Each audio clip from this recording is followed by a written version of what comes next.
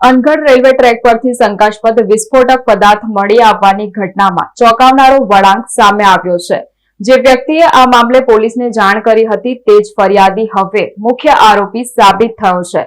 Crime branch અને સ્થાનિક પોલીસે તપાસના અંતે 47 વર્ષીય મુસ્તાક અહમદ શેખની ધરપકડ કરી છે।